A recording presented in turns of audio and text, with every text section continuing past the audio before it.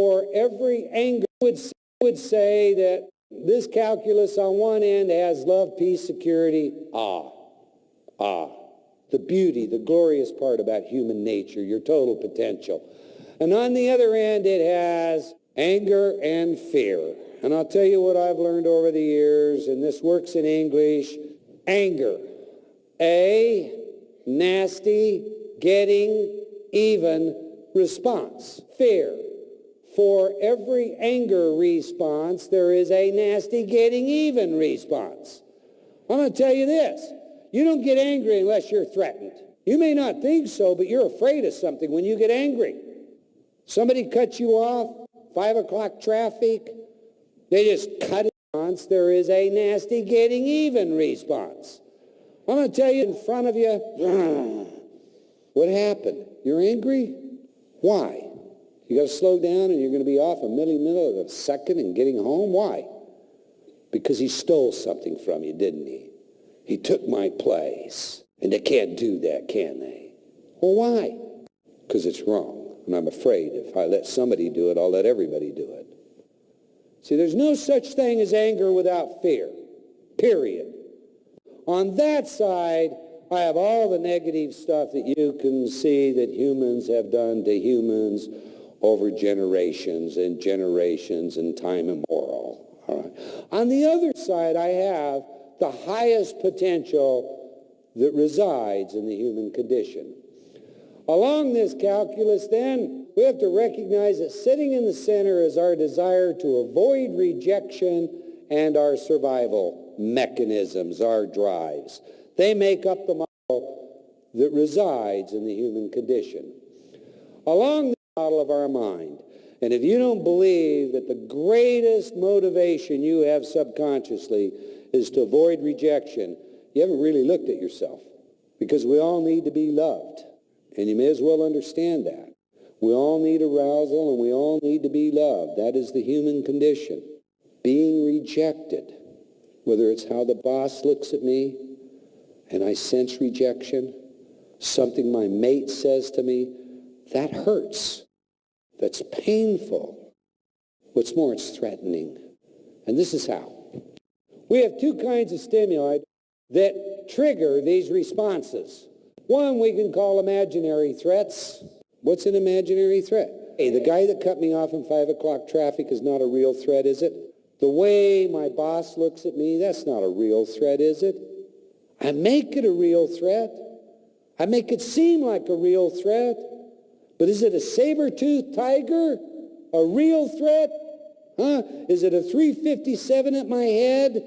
Should fight, flight, anxiety, depression be set off by those synthetic stimuli? Well, the answer is no, but it is. It is in every one of us. There are two ways to be tied up in the world. You know, somebody can physically bind me. I'm tied up. I can attach a string to this microphone and refuse to pull it hard enough to break the string or to let go of it and walk away. If I have a belief that is a string and I'm holding on to it, it's my little chicken yard belief, I'm tied up. I promised you, because I was going to tell you the most important part of today, something that will change your life if you're willing to do it. Something that will add longevity and it will add health, and that's guaranteed. How did the inmate population tie themselves up? After all these psychometrics I told you about, we interviewed them. And you know what I heard from them over and over and over and over again? I mean, it can be summarized this way. Hey, my daddy was an alcoholic. My mommy was a prostitute. The neighbor boy hung heroin on me when I was 12 years old. Oh, but for the grace of God, there go you. And you know, almost all of that was nonsense. What were they doing? They were blaming where they were on somebody else. Not my fault. What is this thread? It's blame. Anyone that doesn't have someone or something they blame in their life is probably ready to start walking on water. Blame. It's the most debilitating thing you can do. Why? Because if you blame, you disenfranchised yourself. It's not my fault. What's that mean? I don't have to do anything about it, man. You do it for me. You change. It's not me. I'm not responsible. Isn't that what blame does? Blame literally executes your free will. Krishnamurti, the great philosopher, J. Krishnamurti, passed away recently in Ohio. I guess recently, I'm getting old. 12 years ago, 15 years ago, said this: choice is an illusion that grows out of confusion. If I know clearly what to do, there is no choice. Now think of it this way. If I have choices, any of them that I might make, but I have excluded myself from making them by just simply saying it's not my fault, it's yours, what value is free will? What value is choice? Blame is the most important thing for you to just eradicate from your life. Blame comes in aggregates. Shame, guilt, they all tie us up in one way or another. And it's not that shame is necessarily bad, because maybe there are things that are shameful that each of us have done. But we have to learn to let go of that, not bring it along with us. We have to learn to forgive. Remember our inmate population? If I'm going to interrupt their receptivity, what have I got to do? I got to stop them from displacing responsibility. They have to begin to take responsibility themselves. Make the choices themselves. How can I do that? 3 magic messages that we have tested in so many domains, ranging from like attention deficit hyperactive disorder to dart throwing, athletic performance. I forgive myself. I forgive all others. I am forgiven.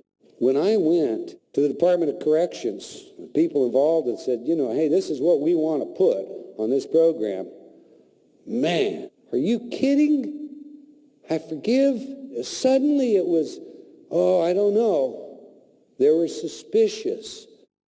And isn't that grace? Isn't that religious? Isn't that spiritual? Can we do something more psychological? There's nothing more psychological that you can do. 20 years ago, this may have been pioneering. It's not pioneering today. You can't pick up a journal anywhere that doesn't have an article on the power of forgiveness. Those 3 messages literally liberate you. Well, if they liberate me, what does that afford me? And before we go on to this, I'm once again going to tell you a story. Choices. So imagine walking down the street in New York City. Those of you who visited New York, the Big Apple, the high-rise condos, boy, these are $1.5 million, $2 million condos before the real estate boom. And I'm walking along, kind of looking, skyline, and from a 3rd-floor balcony, flower pot falls. Bam! Hits me in the head. Falls to the ground, pot breaks, flower falls out. I have some choices. I bet you can all think of this one. We sue this guy. He's got a lot of bucks. Look at the place he lives in. I'll claim, concussion. Get my digital little portfolio out and call my attorney right now. Do that.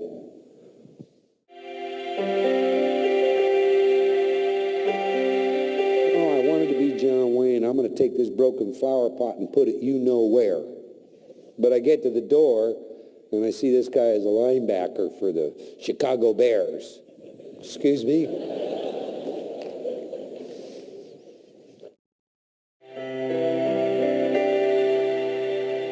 I can be metaphysical. Thank you. That probably brought some enlightenment to me. What else can I do? What could I do that would turn this situation into thank you, gratitude situation?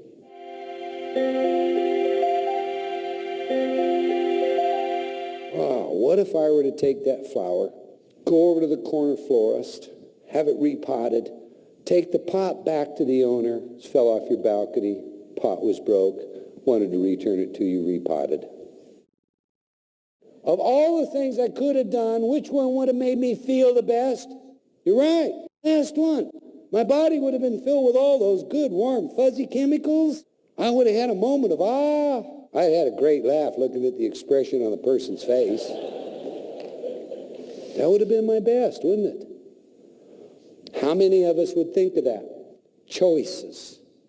When we undo blame, guilt, shame, we have the ability to uncover a new self.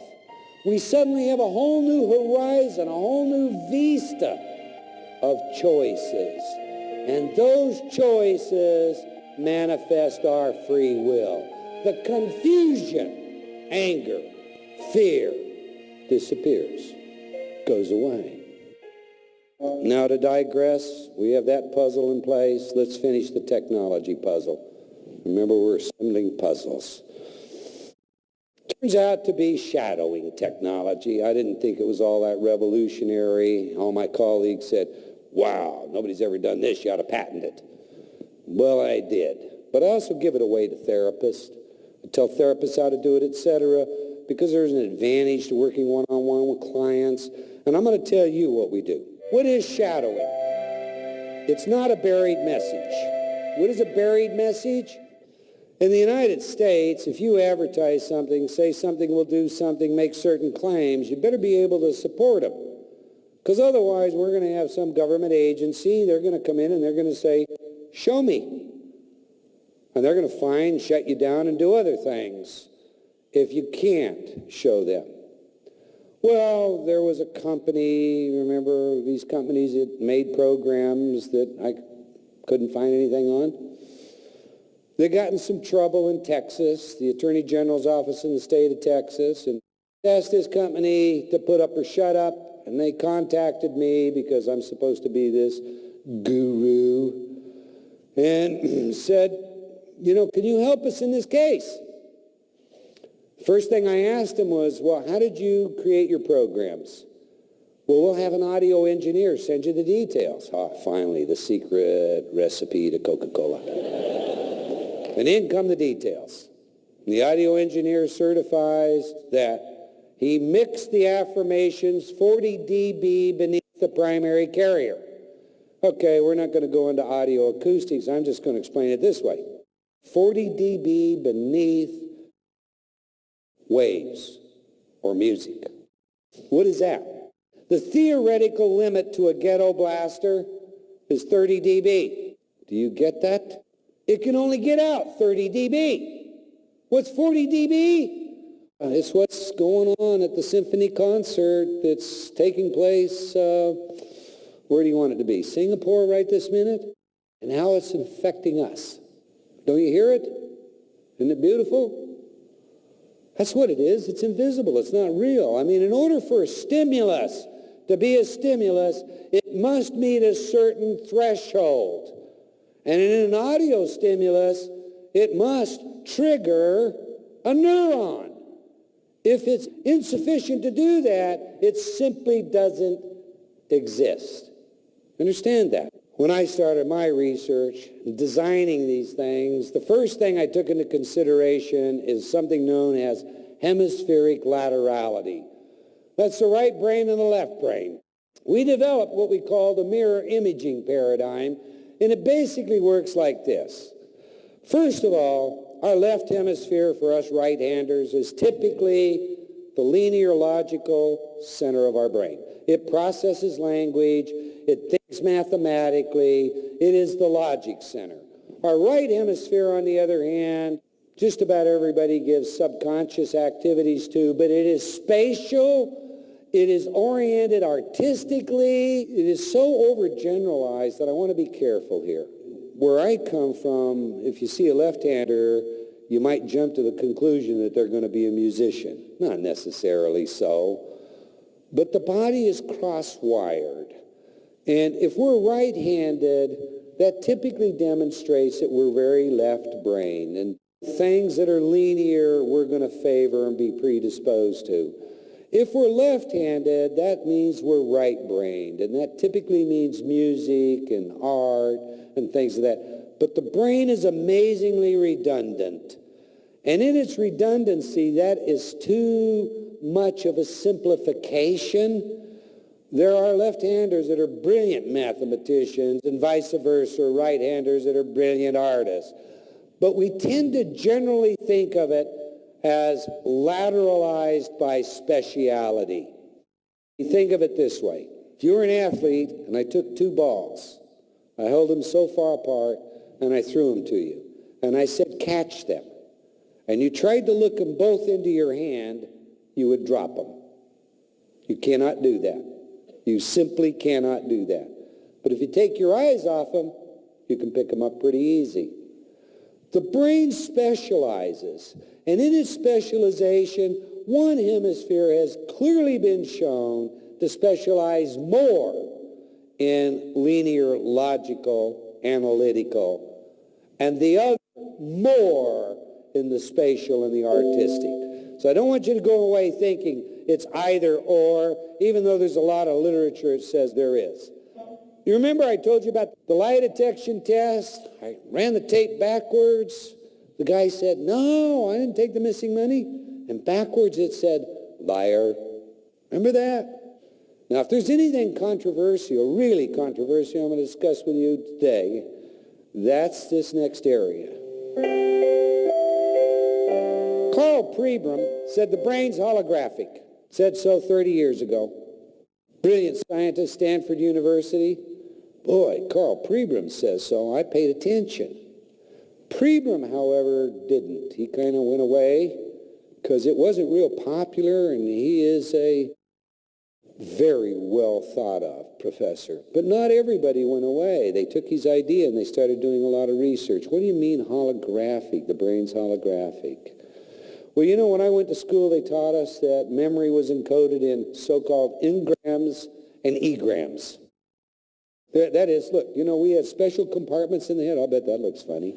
Special compartments in the head where we just stored all our information.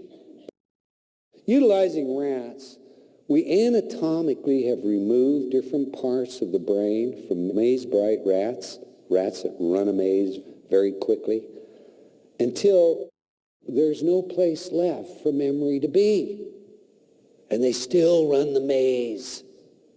You say, well, how's that possible? If it's encoded here and we remove the section, how's that possible? The hippocampus is gone, hypothalamus is gone, neocortex is gone, the frontal lobe is gone. Oh, where is this memory? Well, according to Carl Pribram, it's holographically stored across the entire brain. And according to modern research, that pretty well stands as that's how the brain encodes information. You can take engrams and egrams and throw them away. That's a fact. The brain mirrors information. This mirror processing information gives rise to the controversial subject I mentioned earlier. Do we learn language in reverse and then mirror it to the other hemisphere? You know, the universe is kind. At the time I'm working on this, young lady, dyslexic, doing what all young people do. Not all, but a vast majority. She's writing 5s and S's backwards. How many of you have seen that in your own children? Instead of this, it's this. Instead of this, it's this. It's very, very common. They typically outgrow it. It's not dyslexia in a clinical sense. Well, what are they doing? What's going on that causes this backwards writing? Well, I theorized that Pribram was right, and the brain must be mirroring information. If it mirrors information, it would be creating a holograph, interfering patterns. Those interfering light patterns would cause the pig to appear to be on top. They're two mirrors. They're refracting light. The refraction of that light takes this little tiny pig that's down in the middle and stands it up. It's no longer in there. It's right here, right on the top. But it really isn't. It's a holograph. That's where the memory is going. But then if that's the instance, does that explain masking, shadow tasking? That was my next question. You see, if Pribram was right, that could be the mechanism behind this kind of tasking. The picture. You see what he's doing up there? What's in his left hemisphere is in his right visual field. What's in his right hemisphere is in his left visual field. He is mirroring that information. When we do shadow listening tasks, the top one illustrates a well-known study that's been replicated many, many times, where we essentially take two stories. We tell one story to this ear, we tell another story to this ear, and the brain makes up one story. It just doesn't hear all the words. It makes up one story. The volume is exactly the same. We send random numbers, say, to the right ear. To the left ear, we might tell a story like, I was walking down the street one day. Then we shift and we start telling random numbers, 17, 22, 19. And in this ear, landed on my shoulder and gave me a kiss. And then we ask you, what did you hear? I was walking down the street one day when a bird landed on my shoulder and gave me a kiss. I never heard the numbers. This is called shadow tasking. If the mind is mirroring information, and if the hemispheres are specialized, does that explain why I make one story, or I don't hear the numbers, I only put one story together? To me, the answer is yes. A lot of the literature is in total agreement. A friend of mine says, Eldon, one day you're going to win the Nobel Prize. A dozen others say, Eldon, I think you're over the deep end. We'll get to the proof. Remember, I'm the pragmatist. Does it work? If I'm right, then we have two hemispheres mirroring. You see the word up there, cat? Our dominant left brain has to learn to turn that word into the forward cat, or the S into the forward S, the 5 into the forward 5. We would process information that way. Our visual center, our spatial center, two different images. I'm processing a word. The word may be beautiful, but I'm also processing the picture, beautiful. One of my favorite little sayings to impress you with beautiful, whenever you see a beautiful woman, and for women maybe this is a handsome man, you know there's a God. But there is a visual image attached to every word that we have. If I tell you there is a griffin, and a griffin is part eagle and part lion. Head of a lion, body, wings of an eagle. You have a picture, do you not? And then we're taught that nouns are the names of person, places, and things, even if they're not. Because there's really no such thing as a griffin. And as Korzybski points out, we begin to think in these symbols. And in the process of thinking in these symbols, we begin to make certain assumptions. And those assumptions, well, nouns are the names of person, places, and things. So, you know, electricity. Yeah, I know what electricity is. I'll tell you what, no scientist knows what electricity is. They can't give you an adequate definition. But we can make it, and we can use it. But you probably haven't ever stopped to say, what is it really? If we pursue that, we essentially have a holographic mind, and that means that the brain often does see things that are not there, will confabulate them, and that the brain often fails to see what's there. Well, the proof is in the pudding. I want you to look at that disc spinning up there right now. I want you to concentrate on that disc for a minute, because you now need to see for yourself. Focus on the disc. Allow your concentration, all of your mind, to just be drawn to the center of the disc. Focus totally, wholly, solely on the disc for a minute. This will only take a minute. And keep your eyes fixated on the disc. You are seeing reality, a spinning disc. Allow it to pull you in, allow it to push you out. But focus totally on the disc.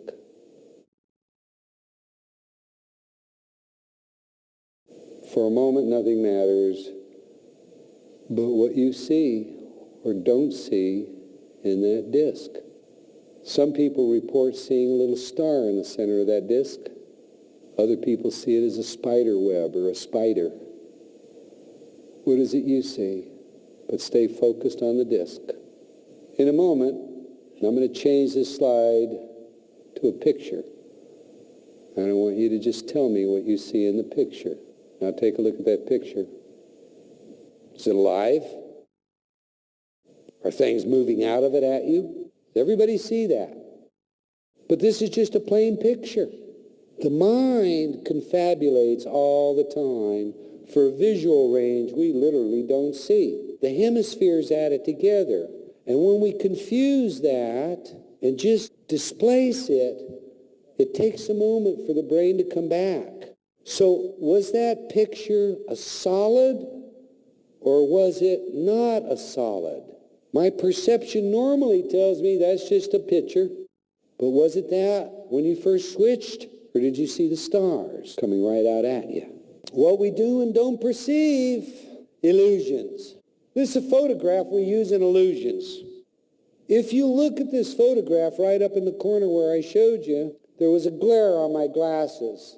The photographer wanted to take the glare out, so he just simply put a little background in, the same background that was behind me. Well, that was great, except they chunked out a hunk of my face. When I was choosing the photographs, everybody looking at them, they liked this photograph. My wife said, "Are you kidding? Look, part of your face is missing." Trust my wife. Nobody else saw that. So we decided I can use this photograph when I'm discussing illusions because nobody sees it. Let's look at some more. This is a popular illusion. How many of you see gears moving? This is a stream that's not a stream. Look at it a minute. See motion? That circle is drawn perfectly. It's not disfigured. The circle in the middle of the first that has the smaller outer is the same diameter as the circle in the middle of those with a larger diameter.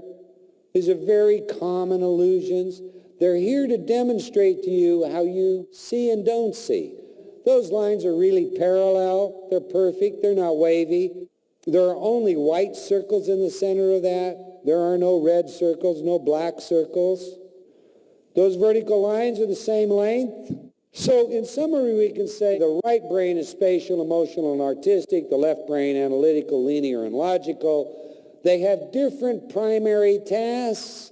Because of their specialization, those tasks can be redundant, but they also give rise to creating certain types of inhibitions, illusions, failure to see, and seeing what really isn't there. Stroop's test, this next test, is a good tell on hemispheric speciality. This is what I want you to do. I want you to read the color by saying the color of every word, left to right, top to bottom. See how fast you can do it. You ready? Go. Color. Green, red. Come on, folks, the color. Not the word. Fast now. Have fun with that one, can't you? One brain wants to say yellow. The other brain wants to say, that's green. Try to get that non-dominant to go green, red, blue, yellow. Fun one, huh?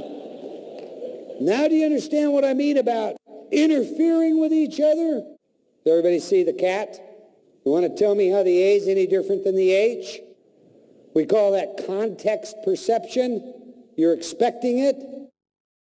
I'm out at the prison. I'm explaining subliminal communication. We're dividing them into three groups when we run our study: the control, the placebo, the experimental. And by the way, that study turned out to not only lower hostility and aggression rates, but it interrupted recidivity rates. I'm at the prison. I've got these inmates, and I'm trying to explain subliminal communication. I took with me an ad so I could show them what it was. It was the most successful. Should fight, flight, anxiety, depression be set off by those synthetic stimuli? Well, the answer is no, but it is. It isn't every one of us. There are two ways to be tied up in the world. You know, somebody can physically bind me. I'm tied up. I can attach a string to this microphone and refuse to pull it hard enough to break the string or to let go of it and walk away. If I have a belief that is a string and I'm holding on to it, it's my little chicken yard belief, I'm tied up. I promised you, but I was going to tell you the most important part of today, something that will change your life if you're willing to do. Traffic, they just cut it. There is a nasty getting even response. I'm going to tell you in front of you, what happened? You're angry? Why? You got to slow down and you're going to be off a middle of a second and getting home? Why? Because he stole something from you, didn't he? He took my place. And they can't do that, can they? Well, why? Because it's wrong. And I'm afraid if I let somebody do it, I'll let everybody do it. See, there's no such thing as anger without fear, period. On that side, I have all the negative stuff that you can see that humans have done to humans over generations and generations and time. I'm rejected, whether it's how the boss looks at me and I sense rejection, something my mate says to me, that hurts. That's painful. What's more, it's threatening. And this is how. We have two kinds of stimuli that trigger these responses. One we can call imaginary threats. What's an imaginary threat? Hey, the guy that cut me off in 5 o'clock traffic is not a real threat, is it? The way my boss looks at me, that's not a real threat, is it? I make it a real threat. I make it seem like a real threat. But is it a saber-toothed tiger? A real threat? Huh? Is it a 357 at my head? Or every anger would say that this calculus on one end has love, peace, security. The beauty, the glorious part about human nature, your total potential. And on the other end, it has anger and fear. And I'll tell you what I've learned over the years, and this works in English. Anger. A nasty, getting even response. Fear. For every anger response, there is a nasty, getting even response. I'm going to tell you this. You don't get angry unless you're threatened. You may not think so, but you're afraid of something when you get angry. Somebody cuts you off, 5 o'clock moral. All right. On the other side, I have the highest potential that resides in the human condition. Along this calculus, then, we have to recognize that sitting in the center is our desire to avoid rejection and our survival mechanisms, our drives. They make up the model that resides in the human condition. Along the model of our mind, and if you don't believe that the greatest motivation you have subconsciously is to avoid rejection, you haven't really looked at yourself. Because we all need to be loved. And you may as well understand that. We all need arousal and we all need to be loved. That is the human condition. Being